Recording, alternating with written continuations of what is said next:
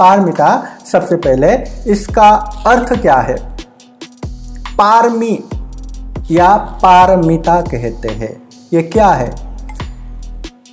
जैसे एक नदी को पार करना है या एक समुद्र को एक किनारे से दूसरे किनारे जाना है, सागर को एक जगह से दूसरे जगह जो जाना है उसे पार जाना कहते हैं। नदी के पार जाना, एक किनारे से दूसरे किनारे जाना, एक सागर के किनारे या समुद्र के किनारे से दूसरे समुद्र के किनारे में जाना, उसे पार होना बोलते हैं। वैसे ही ये जो संसार रूपी सागर है, ये संसार के चक्र है, ये भव चक्र है, ये दुख चक्र है। लोग न चाहते हुए भी, यहाँ जन्म होने के बाद न चाहते हुए भी उसको बुढ़ापा आता है, उसको बीमारियां आता है, उसको मरण आता है, उसको अनेक अनेक दुख आता है। फिर न चाहते हुए मरते हैं, फिर जन्म लेते हैं। जन्म मृत्यु जन्म, मृत्यु जन्म। तो इस तरह जन्म दुख मृत्यु, जन्म दुख मृत्यु, ऐसे संसार चक्र में घूमते रहते ये संसार चक्र है, ये दुख चक्र है। इससे दूर दूर तक मुक्ति नहीं। प्राणी, जितने भी प्राणियां हैं, यही दुख चक्र में, यही संसार चक्र में घूम रहे। तो ये जो दुख चक्र है, ये जो संसार चक्र है, ये जो भव चक्र है, उससे पार जाना, इसी को पारमी कहते हैं बुद्ध के धम्म में, तथागत बुद्ध के उपदेश में। जो दुख से पार जाना, कौन से दुख? संसार रूपी भव चक्र से पार जाना। ये जन्म मरण का जो सिलसिला है, उसे तोड़ के जन्म मरण से मुक्त होना या निर्वाण प्राप्त होना या दुख मुक्त होना, उसे पार में कहते हैं।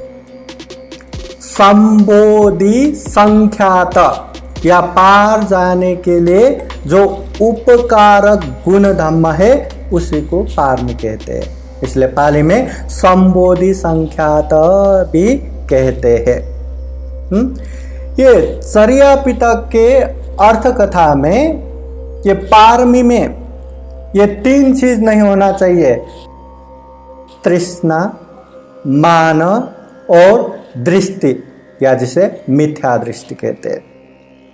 ये तीन चीज जिसमें नहीं होता, जिसमें जितने भी क्लेश है उसे मुक्त रहता है, और जिसमें लोगों के ऊपर करुणा रहता है, कौशल्य ज्ञान रहता है, ऐसे विशेष दान शील आदि गुण धम्म को पारमी कहता है।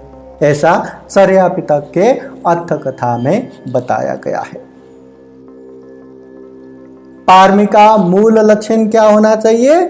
जितने भी प्राणियां हैं, दूसरों के ऊपर अनुकंपा रखना, दया माया करुणा रखना, ये पारमी का लक्षण है।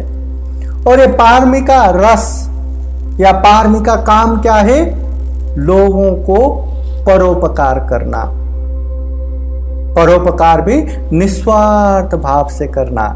लोग यहाँ हेल्प करते हैं, मदद करते हैं, सहयोग करते हैं, मगर जो सहयोग करते हैं, जो मदद करते हैं, जो हेल्प करते हैं, उससे ज्यादा प्रॉफिट हो, उससे ज्यादा फायदा हो, उस मनसा से लोग परोपकार करते हैं। मगर पारमी का रस क्या है? निस्वार्थ भाव से परोपकार में लगे रहना, परोपकार के काम करते रहना, ये इसका रस है। और जो अपनी मेहनत से, अपने श्रम से प्राणियों के प्रति अनुकंपा पूर्ण भाव से, जो प्रज्ञापूर्ण दृष्टिकोण से जो परोपकार करते रहते हैं, उसी को बोधिसत्व की क्रिया या बोधिसत्व का काम भी कहते हैं, बोधिचर्या भी कहते हैं।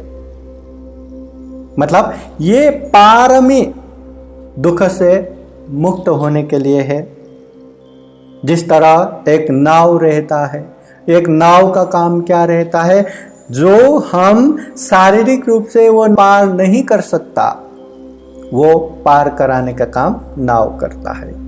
वैसे ही पारमी निर्वाण को टारगेट करके, निर्वाण को उद्देश्य करके, उसी हिसाब से जो गुण धर्म पूर्ण करते हैं उसे पारमी कहते हैं।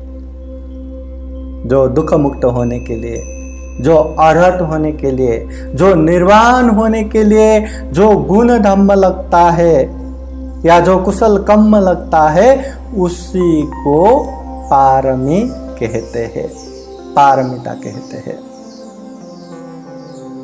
पारमिता जो बुद्ध होने वाले हैं, जो दुख मुक्त होने वाले हैं, वो व्यक्ति ये पारमिता पूर्ण करते हैं।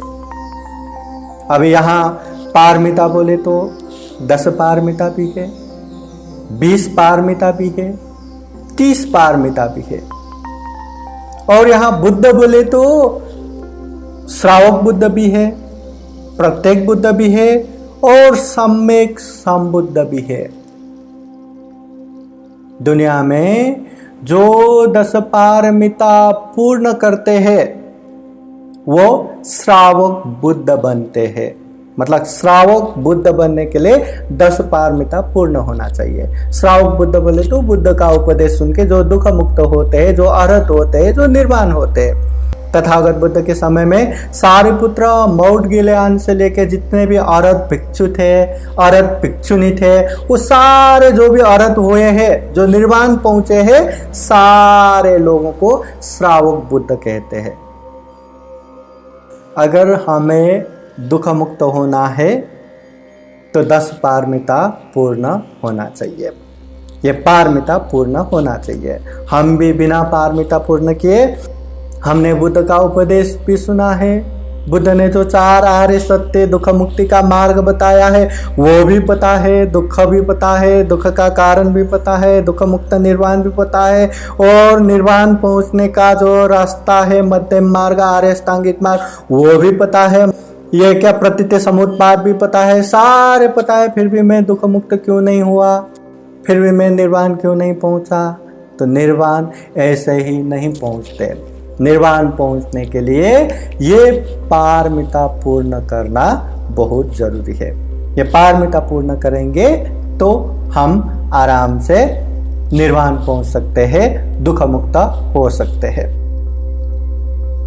जो ये पारमिता पूर्ण करते हैं, 10 पारमिता, वो दुख मुक्त हो सकते हैं। मतलब अगर हमें दुख मुक्त होना है, सब दुख निस्सरण, सभी प्रकार के दुख से अलग होना ही हमारा टारगेट है, तो कम से कम ये 10 पारमिता हमें पूर्ण करना है।